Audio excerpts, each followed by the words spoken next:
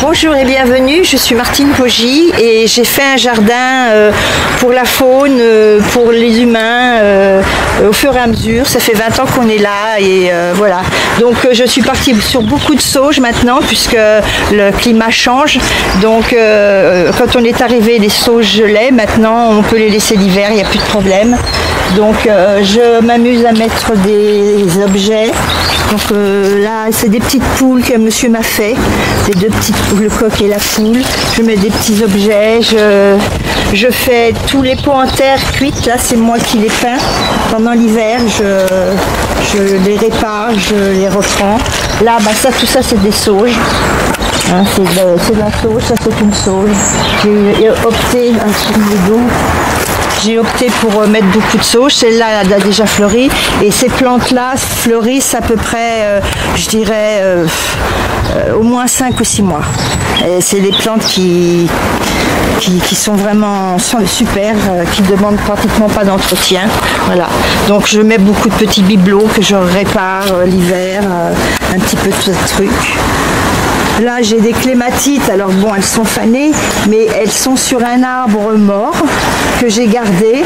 Et la clématite s'en sert comme perchoir. Et là-bas aussi, c'est un arbre qui est mort, mais la clématite le recouvre entièrement. Donc, j'ai pas été obligée de le retirer parce que le bois dans un jardin est excessivement important pour la faune. Il y a énormément d'insectes qui dorment sous le bois et qui restent pendant des mois, voire des années. Et du coup le bois les protège, voilà. Donc là c'est un fuchsia qui était là quand on est arrivé, il est énorme, le petit fuchsia rose là, voilà. C'est grâce à mon mari que je peux faire le jardin parce qu'il fait des tâches que moi je ne fais pas et il s'occupe des chevaux, hein, c'est moi qui monte à cheval, mais c'est lui qui s'occupe des chevaux, qui fait les boxes, qui leur donne à manger, c'est lui qui fait aussi les courses et puis il fait à manger. Et du coup moi ça me donne l'occasion, la possibilité de jardiner. Donc chacun fait son truc et je pourrais dire que c'est grâce à mon mari que je peux faire ça. Sinon j'aurais pas le temps. Voilà. Donc il y a un petit peu de tout là, vous voyez. Donc moi je vais rentrer les pots en terre cuite que je peins et tout ça je vais rentrer parce que ça gèle et ça casse. Voilà. Donc sinon on peut continuer si vous voulez. Hein. Donc là c'est une plante que je vais rentrer, hein, ça gèle. Mais je me fais aider parce que celle-là je peux plus la porter.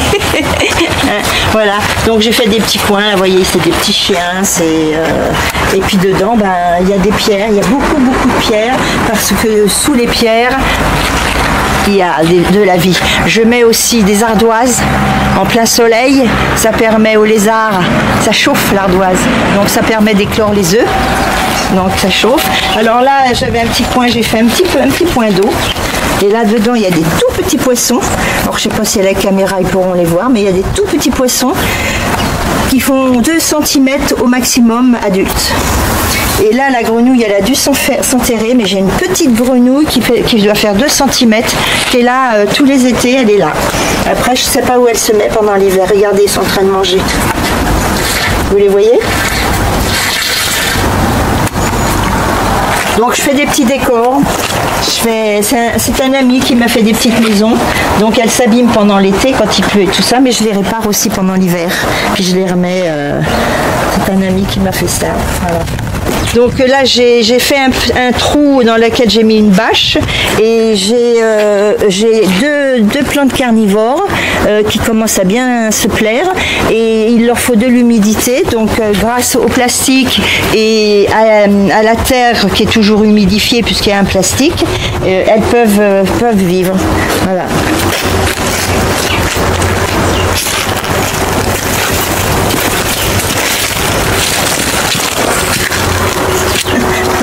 Là, c'est un bassin, c'est le bassin qu'on avait quand on est arrivé il y a plus de 20 ans avec des petits poissons. Donc je l'ai gardé. Là, il y a une grosse grenouille qui s'est installée régulièrement tous les étés, je la vois.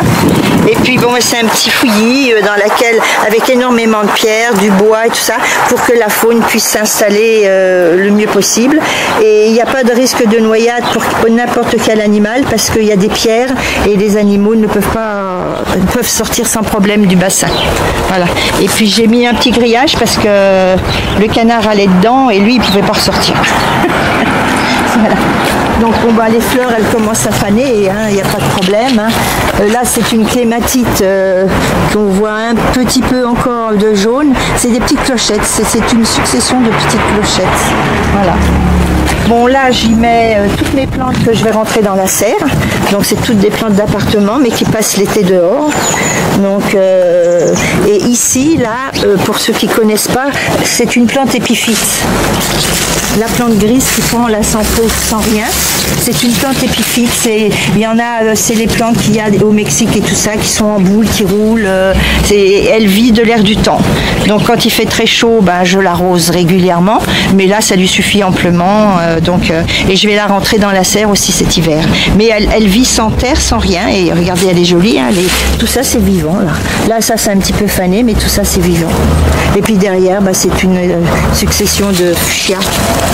Plein de fuchsia, roses, des petits, tout est... Ça c'est la plante, alors elle a un petit peu eu froid là. On l'appelle, je ne connais plus son nom scientifique, mais on l'appelle la plante crevette. Voilà. Donc beaucoup de plantes, hein. Là c'est des chrysanthèmes, des petites fleurs. On va passer par là. Donc ce fuchsia, il était là quand je suis arrivée, donc il a plus de 30 ans. Ça aussi, c'était là. La personne qui m'a fait visiter la maison m'a demandé si je pouvais garder les fleurs de sa grand-mère. Donc j'ai tout gardé. Elle pleurait quand on a visité la maison. Donc j'ai tout gardé. Bon, et puis... je plante très serré pour que les plantes ça plaise bien. Ici, bon bah ça c'était là quand on est arrivé. C'est un abutilon là-bas au fond. Et puis je fais des petits massifs séparés. Là bon c'est beaucoup de plantes grasses, plein de petits artichauts, plein de petits... Là c'est des chrysanthèmes et des fleurs de fin d'année. Voilà. Ici, bon, bah, c'est plein de plantes qui se plaisent bien maintenant. Je mets beaucoup de rochers. Alors, vous voyez ces rochers-là, toutes ces roches-là, il y a énormément de lézards qui se cachent dedans. Il y a des trous, donc ils se cachent et alors ils rentrent à l'intérieur. Ils risquent rien de se faire. Bon, ici, les plantes ont commencé à faner, là, les chrysanthèmes, tout ça. Mais vous voyez, il y a énormément de pierres partout. Vous soulevez une pierre, il y a une bestiole en dessous. Donc, et puis bon, si vous voulez, on passe par là, mais c'est un peu serré. Donc j'y vais avant. Vous voyez encore, il y a plein de petits artichauts là. Là, c'est toute une chose là-bas.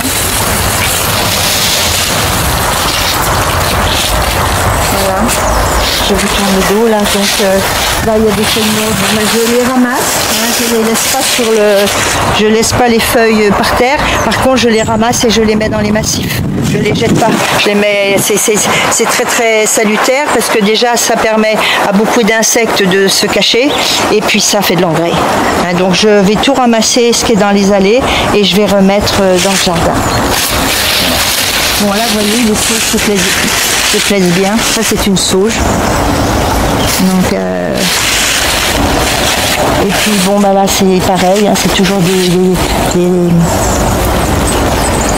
Ah, elles sont plus mou. Hein, la sauge, c'était voilà c'est ça. Alors ici j'ai fait une petite mare. Il y a quoi? ans. 6 ans. C'est déjà plus facile à entretenir que devant le grillage, parce que c'est devant le grillage. Et puis quand vous mettez, à moins bien sûr peut-être d'habiter en ville, complètement en ville, mais quand vous mettez un point d'eau dans votre jardin, vous pouvez être sûr que dans les semaines qui suivent, il y a de la grenouille. C'est incroyable, mais je sais pas comment ils font. Et donc là, j'ai de la grosse grenouille. Hein. Quand on voit leur petite tête, j'ai de la grosse grenouille. Et elles sont là tous les ans. Tous les ans. Donc je remets régulièrement de l'eau dedans. J'ai mis aussi des bouts de bois de façon à ce qu'il y ait... Alors déjà, la bâche, elle est gravillonnée. Donc aucun animal ne peut se noyer. Parce qu'ils peuvent s'agripper. Et puis j'ai fait une petite bande là qui sort de l'eau pour qu'ils puissent s'en aller. Et je mets aussi du bois pour qu'ils puissent s'accrocher. Et les oiseaux qui puissent se percher pour venir boire et tout ça. Voilà. Tout est fait, mon jardin il est fait pour la faune. Et pour les yeux de l'humain aussi, pour mon plaisir aussi, mais avec le respect de l'animal. Ben oui, vous voulez aller par là? Parce que sinon il y a une route là-bas, un chemin qu'on a déjà fait là. Voilà. Alors ça c'est une sauge, la violette là c'est une sauge. Alors elle est très très gentille, mais j'ai beau la couper pour qu'elle nous laisse passer, il n'y a plus de place pour passer. Donc j'ai plein de petits arbustes, hein. J'ai de la lavande, j'ai du romarin, j'ai beaucoup de choses. Je mets toujours des pierres, vous voyez, avec des petits cyclamènes, là tout ça. Et j'entretiens devant. J'ai remis les plantes devant parce que je trouve que ça fait plus joli. Ici, ben voilà, donc là, je suis en train de nettoyer, là j'ai les copines des taupes, là, ouais, on voit la copine taupe, là. Alors des fois je peste un petit peu, mais bon, et puis vous voyez, là, ça tue toute une assemblée de sauges. Tout ce que vous voyez là, ce sont des sauges. La violette, la rose, là-bas, tout ça, c'est de la sauge. Voilà, donc attention. Donc voilà, donc là on va passer là. Alors je vais vous pousser les branches. Alors ici on voit qu'il y a un petit peu d'herbe et tout ça. Et j'ai mis du sable, j'ai mis du bidime, j'ai mis du sable et c'est très très facile à désherber. Parce qu'il n'y a pas besoin de passer la tondeuse, regardez. Ça je suis toujours un émerveillement de cette petite bête là. Et là, vous voyez, il y en a encore, là, j'en ai plein, des insectes, il y en a vraiment. Alors, ça, ce sont des sauges, hein, des sauges alimentaires, et ça fleurit, et quand ça fleurit, c'est pareil, hein, ça attire énormément les insectes. Hein, là, je me suis amusée à faire un petit coin, un petit peu avec mes petites choses que je fabrique, là. Et ici, j'ai refait un point d'eau. Donc j'ai refait un point d'eau, donc là il y a la lagune et là c'est quand il pleut, ça déborde et ça vient dans le marécage et là les plantes que vous voyez là ce sont des plantes aquatiques, c'est des plantes qui ont besoin d'avoir les pieds dans l'eau.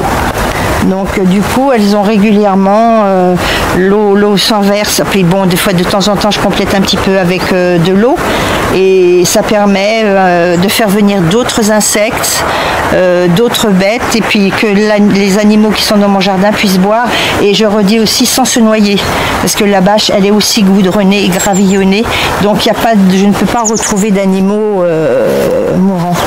Et puis bon je mets quelques petites plantes, là bon elles ont disparu, mais là il y a des petites euchères, ça c'est des petits coucous, là, de simples petites plantes. Et puis toujours beaucoup de pierres. Bon ici j'ai bordé avec des sauges, mais vous voyez on est déjà à sa butine, hein, il est parti. Donc tout ça ce sont des petites sauges, tout ce qui borde là. Et puis bon Et ici, ce sont des plantes d'eau aussi. Donc, ça, c'est des plantes de marécage. Mais celles-là, par contre, elles se plaisent vraiment dans l'eau. Donc, j'en ai installé 2. Et les grenouilles se cachent dedans. Et puis les lézards peuvent aller boire. N'importe quel animal peut aller boire sans risque de se noyer. Voilà. Donc, ici, on a un vieux pépère. Là, je sais pas. Petit câlin, là-bas, qui est en train de brouter. C'est un vieux pépère qu'on a récupéré, qui allait passer à l'abattoir. Et il a 35 ans. C'est beau. Ouais, c'est le petit câlin qu'on l'a appelé. Voilà. Et puis là, là j'ai la distribution des oiseaux, de nourriture pour les oiseaux. Alors je sais que c'est assez controversé. Des fois on lit des articles qu'il ne faut pas leur donner à manger, des fois moi je leur donne à manger. Et là ils sont là. Voilà. Ils sont là, donc je leur donne à manger. Ils viennent, ils ont tout ce qu'il faut, graines de tournesol, graines d'oiseaux du ciel. En hiver, je mets des boules de graisse sans le filet pour pas qu'ils se prennent dedans. Ça, je le répète assez. Regardez, il y a une mésange. Vous regardez, vous restez là, ils vont venir. Et j'en ai des centaines des oiseaux. C'est hallucinant le nombre d'oiseaux que j'ai. Quand je vois ça, c'est à chaque fois ça me... Ouais. Voilà, donc vous voyez tout ça c'est pareil, hein. Je garde ces plantes là, c'est comme de la sauge, celle-là c'est la sauge qu'on peut cuisiner et elle est très très bien parce que vraiment là en dessous c'est une cachette phénoménale pour les insectes. Donc là j'ai fait le bassin. On l'a fait tout de suite parce qu'on est arrivé avec des poissons, en fait ils étaient tout petits. Et là maintenant ils ont grossi. Le fil jaune, c'est pas fait pour être joli, c'est simplement pour empêcher J'ai un magnifique aigle qui vient se servir. C'est pas un héron, hein. Le héron se pose pour manger, mais l'aigle prend en vol. Donc je vais aller vous chercher à manger pour vous allez voir comment ils font. Là ils croient que vous allez leur donner à manger.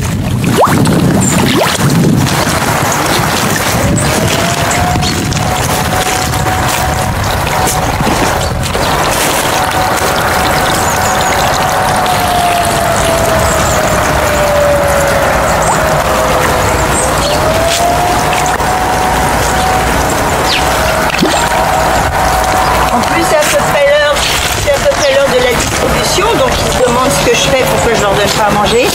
Bon, les oiseaux ils ont encore quelques graines de tournesol, donc c'est bon. Et alors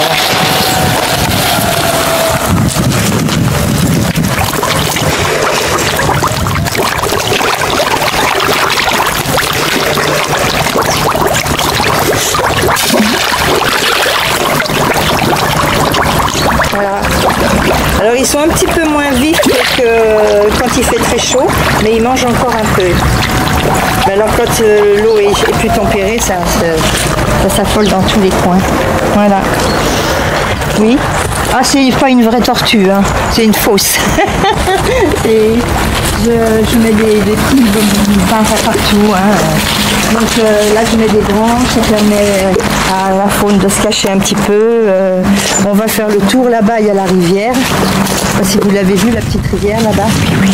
On va y aller par là. Alors la rivière, l'eau est pompée par des cuves. Ah, la petite câlin. Ouais.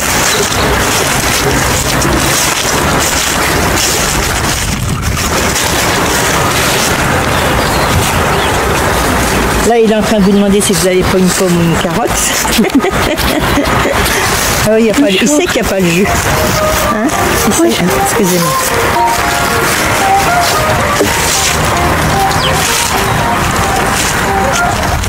Oui, Jérôme. Ah, mais là, je savais pas où c'était. Voilà, donc des petits câlins, donc il croyait qu'on avait une carotte ou quelque chose. Il est beau encore hein, pour 35 ans. Hein, mon pépère. Voilà.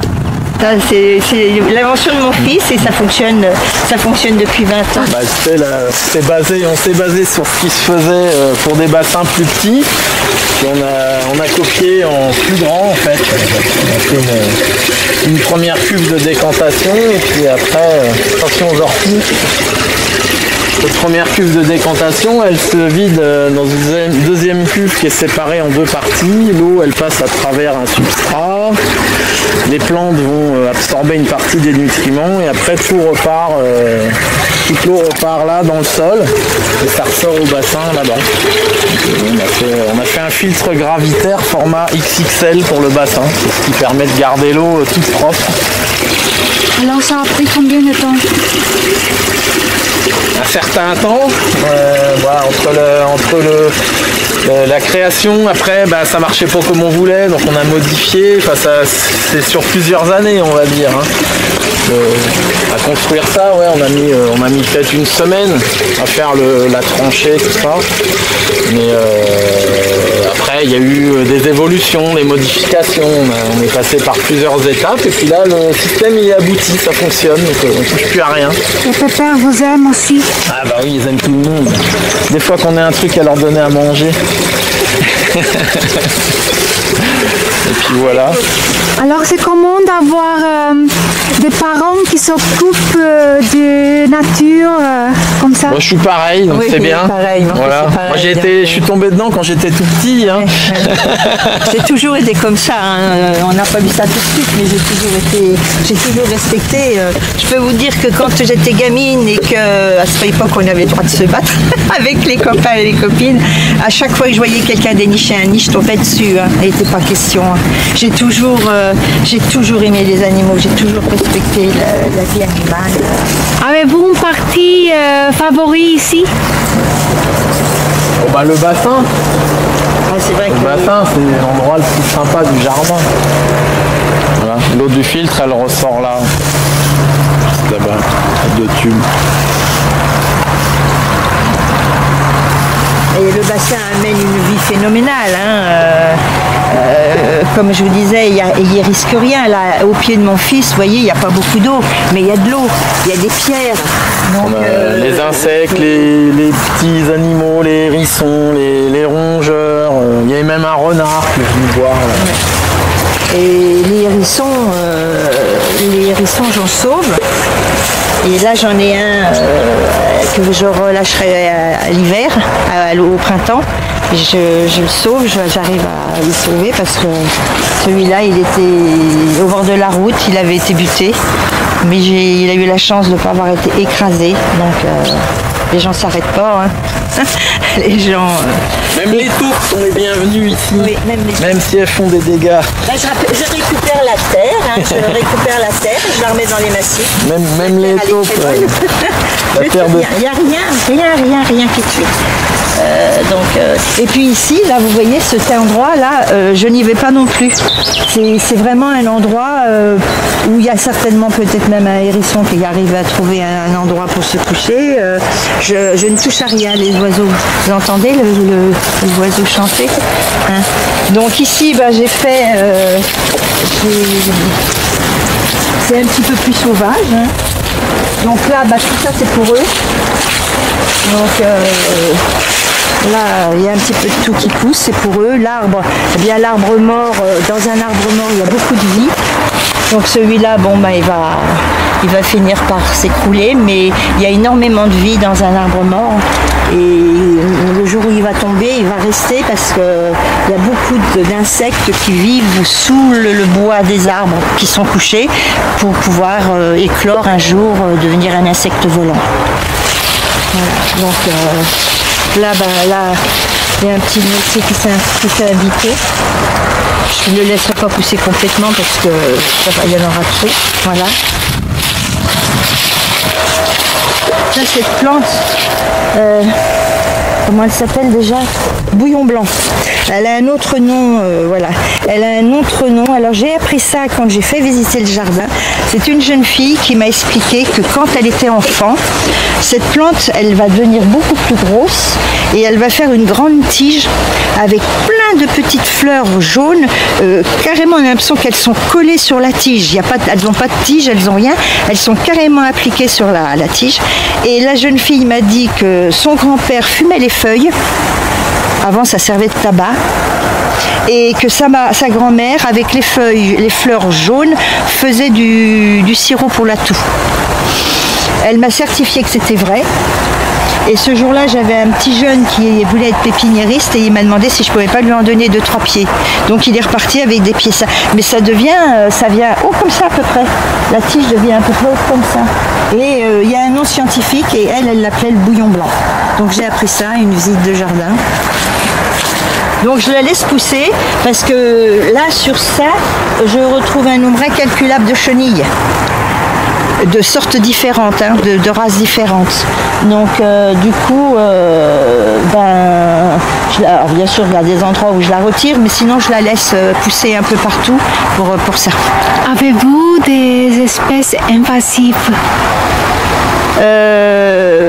Les espèces invasives comme par exemple le frelon asiatique, j'en ai, donc là en général ils viennent se nicher dans la cheminée là-bas, donc là systématiquement on détruit parce que c'est dangereux et en plus ils tuent les abeilles. Voilà, donc là je fais des massifs, toujours bordés de pierre, hein.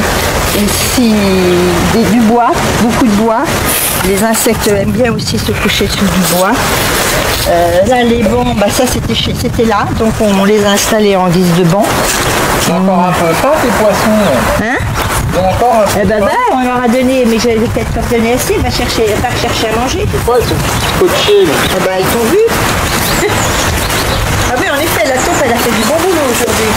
C'est des petites carpes que j'avais pêchées dans la Loire quand j'étais gamin. Que tu avais sauvées. Quand la Loire était basse, il n'y avait plus que des petites mares. Et donc on avait sauvé des milliers de petites carpes qui étaient grandes comme ça. Et j'en avais gardé quelques-unes qu'on avait mis dans le bassin qu'on avait à Saint-Privé, à l'ancienne maison. Et ces petites carpes-là, on les a mis dans celui-là. Et ça, c'est leur descendante. Donc elles se sont hybridées avec les carpes koi, donc elles ont des couleurs un peu particulières, des teintes rouges, enfin des teintes que n'ont pas des carpes en temps normal. Et c'est les descendantes des petites carpes que j'ai sauvées il y a 40 ans dans la Loire. C'est vrai. donc voilà. Voilà. T'as qu'à aller leur rechercher un petit peu à manger là. C'est sur le bureau. Un gros fût, un gros seau sur le bureau. Voilà. Et là, je vous parlais de la petite lagune qui permet... vous voyez, regardez, les hérissons peuvent parfaitement descendre, n'importe quel animal, se mettre sur la pierre et puis boire. Et les abeilles se mettent, elles sucent un peu l'eau qu'il y a au bord. Et des fois, j'ai une quantité d'insectes là-dedans pour boire. Voilà. Donc là, le tuyau est bouché, donc on va déboucher tout ça. Oui, j'ai encore un peu faim quand même. Ouais. Ah oui, on leur a déjà donné à manger. Hein. Voilà. Ah mais ça s'est radouci là. De toute façon, elles sortiraient de l'eau facilement pour venir me demander, me dire qu'elles ont faim. Elles sont là agglutinées à chahuter. Donc, Et vous voyez, puis là, j'ai gardé des arbres morts. Là, ça c'était 2 cerisiers. Et alors c'est sûr qu'on fait très attention quand même de pas... Il y a des massifs autour, donc les gens ne vont pas passer en dessous, on va risquer de prendre quelque chose. Mais il y a une vie phénoménale dans ces arbres. Et vous avez vu le lierre, comment il colonise tout. Alors là j'ai une clématite ici, là, on la voit un peu parmi le lierre. On voit la clématite qui part du sol. Elle est très jolie, elle est blanche rosée. Donc tout ça c'est une clématite là. Par contre là c'est du lierre. Alors là le lierre, quand il y a le soleil dessus, à cette époque, ça bourdonne mais de milliers d'abeilles qui viennent prendre du pollen. Donc voilà. Là c'est mon petit coin fuchsia. Hein, tout ça c'est du fuchsia. Alors il y en a que je rentre, mais il y en a que je rentre pas. Donc là j'ai fait des petits personnages pendant pareil. Alors ça ma petite fille a dit que c'était des schtroumpfs. Donc c'est le jardin des schtroumpfs, hein, des petits chalets, des petits voilà. Et puis bon voilà c'est des petits personnages. Là-bas c'est des abeilles. Attention. Donc c'est des petites abeilles. Donc tout ça, je fais ça pendant l'hiver, hein, et puis j'arrive pas à rester à rien faire. Donc il faut tout le temps que je m'occupe. Donc il y a toujours besoin de repeindre un petit peu, de recoller un bras, voilà. Donc je refais ça pendant l'hiver, et puis hop, l'été on les remet là, voilà. Donc ici, là, c'est là que qu'on a mis des arbres. On a mis des arbres, on a récupéré un tas d'arbres. Hein. On n'a pas mis particulièrement des arbres spéciaux, hein. C'est des arbres de la nature. Là derrière, on aperçoit des roses. Donc c'est un rosier que j'ai gagné en achetant des choses dans une entreprise, enfin dans une boîte qui vendait des plantes. Je suis pas rose, je suis pas du tout rose. Là j'ai fait un hôtel à insectes et un jour il y a un monsieur qui travaille à la bibliothèque au bord. Vous avez vu le lézard? Voilà, là il prend le soleil, hein, Coco. Vous l'avez vu là? Vous le voyez? Voilà, donc voyez, ben voilà. Donc là il y a des insectes, hein, puis quand on regarde, ben, il y a des trous qui sont bouchés. Et par exemple ici, là, ça commence à se boucher, là, voyez, là c'est bouché, donc là il y a des insectes. Voilà, qui se sont installés. Et il y en a un peu à droite à gauche. Regardez, il revient plus, on le voit le lézard. Et donc voilà. Et le monsieur il a dit, bah, c'est la première fois que je vois un hôtel à insectes où il y a des insectes dedans. Il m'avait fait rire. Et des fois, là, il y a des abeilles qui percent des trous. Et on voit là tout le long, là ça c'est fini parce qu'elles l'ont fait. Vous avez des petits châteaux de terre comme ça. Il y a un trou et elle pond des larves dans ce trou et elle rebouche tout. Et au printemps, ben, ça naît. Et donc mon mari a voulu mettre ça parce que c'est plus facile à rouler, mais je lui ai demandé de me garder une certaine distance où elle puisse continuer Ça vous fait des petits châteaux comme ça, tout le long. Et on les voit bien qui savent faire, qui rentrent dedans, qui sortent. Alors je suppose qu'elles pondent. Est-ce qu'elles mettent un petit peu de nourriture? Ça je sais pas. Mais elles s'installent là. Donc ici c'est pareil, hein. Le sable elles aiment bien, les insectes aiment bien aussi. Donc je mets du sable, ça empêche les poules de gratter aussi. Voilà. Là il y a aussi une clématite. Je l'ai installée là dans les pierres. Et du coup là il y a beaucoup d'insectes aussi qui s'installent là-dedans. Je vis quand même beaucoup. Le jardin c'est les oiseaux et la vie terrestre des animaux, quoi. J'interviens pas. Donc les chevaux. Donc voilà. Donc vous avez des chevaux là? Oui, alors j'ai des chevaux là, donc je ne peux plus monter parce que j'ai eu des problèmes au niveau des genoux. Il y en a un qui est à ma fille et l'autre est à moi. Donc l'Irish Cob est à moi. Donc on n'a pas voulu, on comprend pas, certaines personnes qui ne comprennent pas pourquoi on s'en est pas séparés. Mais j'ai pas trop confiance dans l'humain par rapport aux animaux. Donc j'ai préféré les garder, puis ils sont bien. Ils mangent à leur faim, ils ont un grand terrain, ils sont soignés, vaccinés tous les ans. Donc voilà, donc, on peut le faire venir par là. Hey, gay, tu viens peut-être? Viens mon bébé. Oh, il est en train de manger son foin. Je ne sais pas si on va le déloger. Hein. Voilà, donc ils sont à l'abri. En général, ils se mettent à l'abri, surtout quand il y a du soleil. La pluie, ça ne le gêne pas. Lui, ça ne le gêne pas. Ah, voilà. Hein? Ça va, jeune homme? Alors, Pilouli, lui, il s'appelle Pilouli, lui, Reggae. Voilà. Donc, c'est un Irish Cob. Et puis l'autre, c'est un mélange de races de chevaux. Le chêne, regardez l'arbre, comment il est taillé. Vous avez vu? Il n'y a pas une branche qui dépasse. Il mange tout l'arbre au niveau de sa hauteur et l'arbre, il est bien droit en dessous. Et puis bon, ils ont les deux terrains. Hein. Je vous remercie d'être venu visiter mon jardin. Et puis oui, puis je suis contente, c'est ce que j'aime. C'est vrai que j'aime parler de mon jardin, j'aime parler de ce que je fais. Et je trouve que j'aimerais bien parler avec des écoles pour les oiseaux, tout ça. Ne serait-ce que par exemple le ver luisant.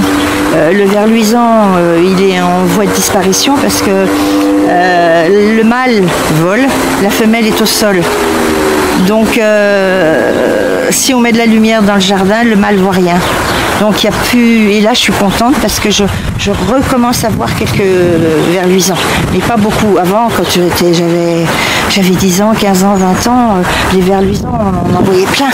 C'était partout. Et là, quand j'en parle aux gens, ah bah oui, c'est vrai, on n'en voit plus. Bah, j'ai oui, pas de lumière dans le jardin la nuit. Pas du tout éclairé pour qu'ils puissent reconnaître lui en l'air et elle en bas.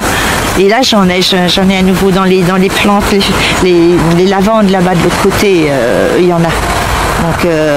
Donc je fais très très attention de pas les abîmer. Voilà. Bon, je sauve des oiseaux, hein. Quand ils sont sauvés, je les remets dehors. Je sauve des hérissons. L'autre jour, j'en ai trouvé un qui a été buté par une voiture, mais il s'en est sorti. Donc je me suis arrêtée, puis j'ai récupéré. Il va repartir au printemps, il va repartir J'ai des amis qui ont des grands terrains où il n'y a pas trop de circulation, donc on essaye de les recaser à des endroits où ils vont pas risquer de se faire écraser tout de suite. Donc je cherche des jardins, pareil, pour des gens qui veulent un petit peu s'en occuper. Parce que bon, les jardins sont propres à l'heure actuelle, hein, trop propres. Donc ils ont besoin de foin pour faire leur nid, ils ont besoin d'arbres, de bois, de trucs. Donc voilà, là ici ils le trouvent. Voilà.